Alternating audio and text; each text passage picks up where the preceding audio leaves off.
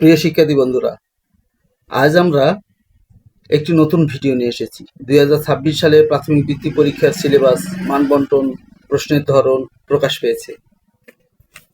এখানে গণিত সিলেবাস তুলে ধরা হলো।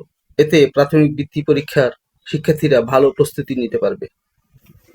এখানে দেখুন, প্রাথমিক বৃত্তি পরীক্ষা 2026 পঞ্চম শ্রেণী, বিষয় গণিত, সময় 2 ঘন্টা 30 মিনিট, পূর্ণমান কত 100।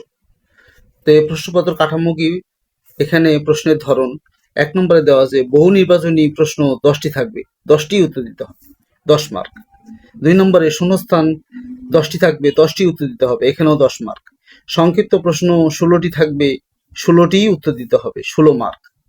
আর 1 থেকে 11 পর্যন্ত প্রতিটি মান সমান, অর্থাৎ 1 থেকে 11টি থেকে 8টি প্রশ্নের উত্তর দিতে হবে। 8টি প্রশ্নের মার্ক, প্রতিটি প্রশ্নের মার্ক হলো 8 মার্ক, অর্থাৎ 8 8 66 মার্ক। যেমন চার প্রক্রিয়া সম্পর্কিত সমস্যা 1টি থাকবে, 1টি উত্তর দিতে হবে। লসাগু গসাগু সম্পর্কিত সমস্যা 1টি থাকবে, 1টি উত্তর দিতে হবে। সাধারণ ভগ্নাংশ অথবা দশমিক ভগ্নাংশ সম্পর্কিত সমস্যা 1টি থাকবে, 1টি উত্তর দিতে হবে। শতকরা সম্পর্কিত সমস্যা 1টি থাকবে, 1টি উত্তর দিতে হবে। গড় সম্পর্কিত সমস্যা 1টি থাকবে, 1টি উত্তর দিতে হবে। পরিমাপ সম্পর্কিত সমস্যা 1টি থাকবে, 1টি উত্তর দিতে হবে।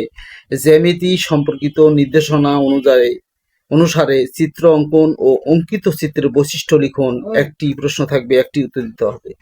উপাত্ত বিন্যস্তকরণ 1টি প্রশ্ন থাকবে, 1টি উত্তর দিতে হবে। এই টোটাল 100 মার্ক। এরকম নতুন নতুন ভিডিও পেতে চ্যানেলটি সাবস্ক্রাইব